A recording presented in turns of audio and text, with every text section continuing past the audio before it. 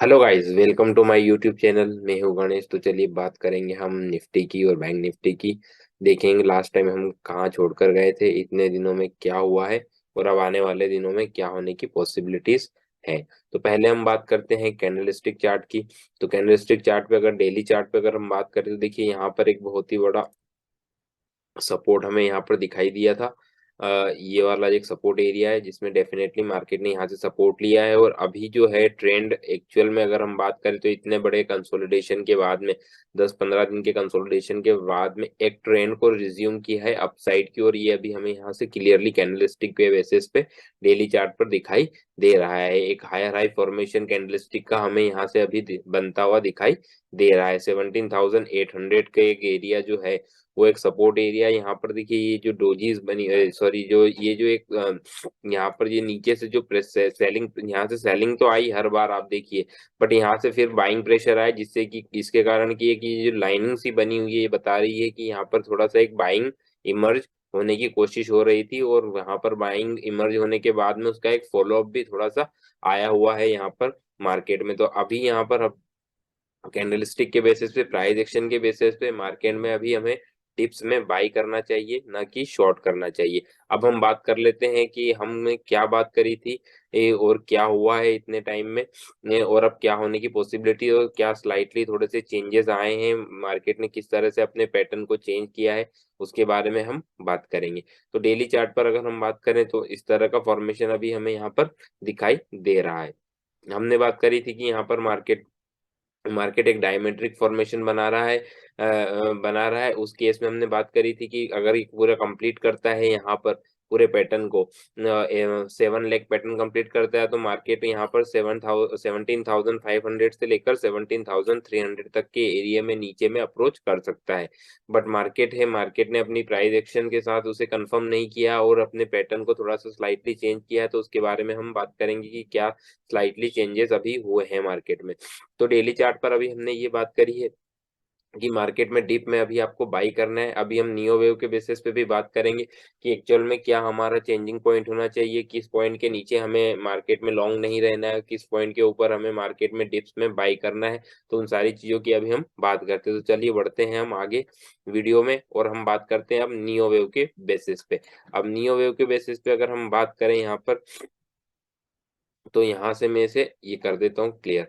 अब देखिए आपको थोड़ा सा समझने में आसानी होगी।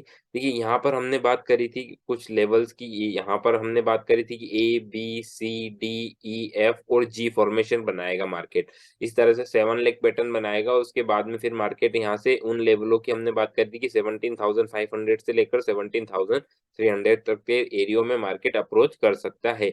इस लेवल का हमने बात करी थी कि 50% से 60% तक का हमने एक रिट्रेसमेंट लेवल लगाया था कि इस लेवल तक मार्केट यहाँ पर आ सकता है। ये 50% से लेकर तो 61.8% तक की हमारी जो बात हुई थी यहाँ से, और नीचे 78% तक भी आ सकता है। बट मार्केट ने अपना स्लाइटली स्ट्रक्चर थोड़ा सा चेंज किया है। वो क्या चेंजेस किए हैं हम उसके बारे में अभी हम बात करते हैं यहाँ पर। एक्चुअल मार्केट ने अभी हाल फिलहाल पैटर्न को अगर हम बात करें, तो जो पैटर्न अभी यहाँ पर इमर्ज होता हुआ दिखाई दे रहा है वो ना कि एक डायमेट्रिक फॉर्मेशन दिखाई दे रहा है। वो फॉर्मेशन हमें दिखाई दे रहा है एक न्यूट्रल ट्रायंगल के फॉर्मेशन में। यहाँ पर मार्केट ने अपना एक पैटर्न कंप्लीट किया है जिसमें हमने ए कंप्लीट किया, बी कंप्लीट किया, सी कंप्लीट किया, डी कंप्लीट किया और ये ई फॉर्मेशन कंप्लीट किया। यहाँ से ये बी और डी ट्रेड लाइन ड्रॉ करते हैं और इस तरह से हम एक ड्रॉ करते हैं। तो यहाँ से ये एक आपको कंप्लीटली एक न्यूट्रल ट्रायंगल का फॉर्मेशन दिखाई देता है जिसमें हमारा एक जो कि है बी लेग एक बड़ी है, then D leg B leg से बड़ी है, देन सी लेग जो है, जो सॉरी ई लेग है वो सी लेग से छोटी है। तो यहाँ सारी कंडीशंस फुलफिल हो रही है हमारे न्यूट्रल ट्रायंगल की फॉर्मेशन की। तो इस तरह से यहाँ पर ये फॉर्मेशन हमारा कंप्लीट हुआ है। अब हम बात कर लेते हैं ये न्यूट्रल ट्रायंगल अगर बेस्ट पॉसिबिलिटीज जो मेरे अकॉर्डिंग जो दिखाई दे रही है वो न्यूट्रल ट्रायंगल की यहाँ पर मुझे समझ में आ रही है। दूसरा केस सिनेरियो अगर हमें इसे डायमेट्रिक भी कर बताना चाहूँ तो हम डेफिनेटली इसे डायमेट्रिक फॉर्मेशन भी बता सकते हैं। उसमें ये ए कंप्लीट हुआ, बी कंप्लीट हुआ, सी कंप्लीट हुआ, डी कंप्लीट हुआ, देन इसे मैं बोल देता हूँ ये एफ कंप्लीट हुआ है। देन फिर हम इसे कुछ इस तरह से यहाँ पर हम इसे एफ नाम दे सकते हैं, ये एफ कंप्लीट हुआ है हमारा यहाँ पर। इसे मैं बोल सकता हूँ ये एफ कंप्लीट हुआ है। और जी के फॉर्मेशन में अगर मैं बात करूं यहाँ पर तो जी लेग के फॉर्मेशन में अगर मैं आपको बताऊँ तो आप थोड़ा-सा जो नियो वेव को जानते हैं, वो थोड़ा-सा समझने की कोशिश कीजिएगा कि कौन-सा पैटर्न बना हुआ है। ये यहाँ पर जी कंप्लीट हुआ है। तो ये जी कंप्लीट कुछ इस तरह से हुआ है जैसा कि ये यहाँ से बी और डी ट्रेड लाइन अगर मैं ड्रॉ करता हूँ तो डेफ़िनेटली यहाँ से ये कुछ इस तरह से फॉर्मेशन आपको समझ में आएगा। तो इस फॉर्मेशन को हम बोलेंगे reverse alternation in the contracting triangle, जिसमें कि ए कंप्लीट हुआ, बी कंप्लीट हुआ, सी कंप्लीट हुआ और D is greater than B, E और E is smaller than C and C is smaller than A. तो ये एक reverse alternation in contracting triangle है। इसे इस तरह से हम बता सकते हैं और रिवर्स अल्टरनेशन में हमेशा कॉन्ट्रैक्टिंग ट्रायंगल जो होता है उसमें हमारी जो ट्रेड लाइन्स होती हैं वो हमेशा कॉन्ट्रैक्शन बेसिस पर आती है, बट जब भी reverse alternation in contracting triangle होगा तो आपकी जो ट्रेड लाइन होगी वो ऑलवेज एक्सपांडिंग ट्रायंगल के बेसिस पे आएँगी, ऑलवेज एक्सपांडिंग की तरह दिखाई देगा। ये एक आप आज मैंने आपको एक बहुत ही बड़ा एक नगेट पॉइंट नियो वेव का दिया है। जो कि आपको आगे फर्दर समझने में बहुत ही हेल्प करेगा। तो दोनों तरह से हम बता सकते हैं कि दोनों तरह से पैटर्न यहाँ पर कंप्लीट हुआ है, या तो हम इसे बोल देते हैं कि ये एक न्यूट्रल ट्रायंगल है या फिर एक डायमेट्रिक फॉर्मेशन कंप्लीट किया है, तो दोनों ही बेसिस पे यहाँ पर हमारा एक पैटर्न कंप्लीट होता हुआ समझ में आ रहा है। तो बेस्ट पॉसिबिलिटी जो मुझे समझ में आई है मेरे अकॉर्डिंग मैंने इसे न्यूट्रल ट्रायंगल फॉर्मेशन भी दे सकते हो आप यहाँ पर इसे ई वेव यहाँ पर कंप्लीट करके ये पूरा फॉर्मेशन बता सकते हो, जिसमें कि एक आपकी ये बी और डी ट्रेड लाइन आएगी, जैसे कि ए, बी, सी, डी और इसे इस फॉर्मेशन को मैं यहाँ पर ई में कन्वर्ट कर देता हूँ और यहाँ पर कंप्लीट कर देता हूँ। तो इस तरह से आपका एक पैटर्न तो दोनों तरह के फॉर्मेशन में आपका पैटर्न एंड होता है, एक में यहाँ पर होता है और एक में यहाँ पर होता है। अब मैं बात कर लेता हूँ एक्चुअल में फॉर्मेशन कंप्लीट हो चुका है तो अब हमें करना क्या है? अब एक्चुअल में अगर हम बात करें टाइम लिमिट की तो देखिए टाइम लिमिट के बेसिस पे अगर हम बात करें तो टाइम लिमिट के बेसिस पे अब हम यहाँ पर हमें क्लियरली समझ में आएगा। देखिए यहाँ पर हम बात करेंगे टाइम लिमिट के बेसिस पे तो ये टाइम न क्या अब यहाँ पर हम बात करें बी वेव और यहाँ पर ये जो सी वेव है, इन दोनों ने डिफरेंट टाइम यूनिट्स लिए हैं। तो अगर डिफरेंट टाइम यूनिट्स लिए हैं तो हमारा जो सी वेव का जो टाइमिंग होना चाहिए वो डिवाइडेड बाय 2 होना चाहिए। मतलब एटलीस्ट 2 होना चाहिए तो 50% मार्क के आस-पास आना चाहिए। तो 50% मार्क से पहले हो चुका है, एटलीस्ट 33% मिनिमम होना चाहिए, बट वो क्या होना चाहिए 3 फैक्टर्स हमारे होने चाहिए, 3 फैक्टर में से कोई 2 फैक्टर आपके मैच होने चाहिए। पहला होता है टाइम, दूसरा होता है प्राइस और तीसरा होता है कॉम्प्लेक्सिटी।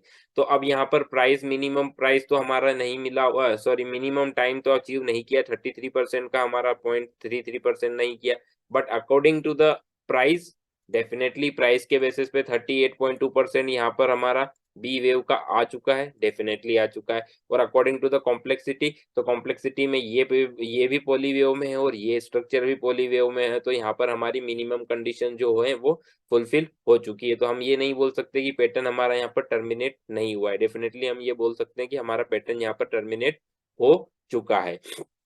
अब हमें एक्चुअल में नियो वेव के बेसिस पे ये मैंने आपको टाइम रूल भी बताया है और टाइम रूल के अकॉर्डिंग हमने हमारी मिनिमम कंडीशंस भी सेटिस्फाई हो चुकी है और पैटर्न भी हमारा नियर अबाउट पूरा कंप्लीट हो चुका है, फॉर्मेशन में आ चुका है। और हमारा टाइम भी एटलीस्ट मैंने आपको कहा था कि जनवरी के मुझे नहीं लगता कि जनवरी के 20, 22, 24 तारीख से पहले मार्केट अपना एक ट्रेंडिंग मूव ले सकता है। तो डेफिनेटली नियर अबाउट हम 18, 20 तारीख की 20 ऑफ जनवरी के आसपास आ चुके हैं, तो मार्केट एक अपनी डायरेक्शन में बिल्कुल ऊपर जा सकता है। ये हमारा एक कॉन्सेप्ट हम पहले से बोलता चला आ रहा था, मैं आपको काफ़ी टाइम से दिसंबर से मैं आपको ये बता रहा था कि मार्केट में दिसंबर, जनवरी में मुझे नहीं लगता कोई बड़ा मूवमेंट स्टार्ट होगा। बट जनवरी के एंड से या फिर फरवरी के स्टार्टिंग से एक न्यू ट्रेंड स्टार्ट हो सकता है, तो मे बी पॉसिबल है ये उसी ट्रेंड का अम, एक हमारा एक न्यू ट्रेंड स्टार्ट हो चुका है। तो अब हमें करना क्या है? अब नियो वेव के बेसिस पे डेली बेसिस पे जो है हमारा जो सबसे बड़ा स्टॉप लॉस है, वो सबसे बड़ा स्टॉप लॉस है 17,882 मतलब 17,880 के आसपास का हमारा सबसे बड़ा स्टॉप लॉस है। इसके नीचे मार्केट आता है तो हमें लॉन्ग पोजीशन हमारी स्क्वायर ऑफ कर देनी है और किसी भी तरह से लॉन्ग नहीं रहना है। उसके बीच में मार्केट कहीं भी डिप में मिलता है हमें 50%, 60%, 38% आपके रिस्क एपेटाइट के अकॉर्डिंग जो भी रिट्रेसमेंट रिक्वायरमेंट लेवल आप लगा सकते हो यहाँ पर। उसके अकॉर्डिंग जब भी आपको यहाँ पर मिलता है डिप में मार्केट, तो आपको डिप में बाई करने की कोशिश करना है। और अगर जो अल्ट्रा शॉर्ट टर्म है, अगर जो स्विंग ट्रेड नहीं करते, जो 2 दिन 3 दिन के लिए पोजीशन बनाते, तो उनके लिए अल्ट्रा शॉर्ट टर्म के लिए जो स्टॉप लॉस है वो है वेल डिफाइंड स्टॉप लॉस है 18,030। 18,030 का जो स्टॉप लॉस है वो सबसे बेहतरीन स्टॉप लॉस होगा। आप अगर कोई ट्रेड करना चाहे तो इसके नीचे अगर कोई मार्केट अगर आवरली सस्टेन कर जाता है, इसके नीचे अगर आवरली बेसिस पे सस्टेन कर जाता है, तो मार्केट में फिर आपको लॉन्ग नहीं रहना चाहिए।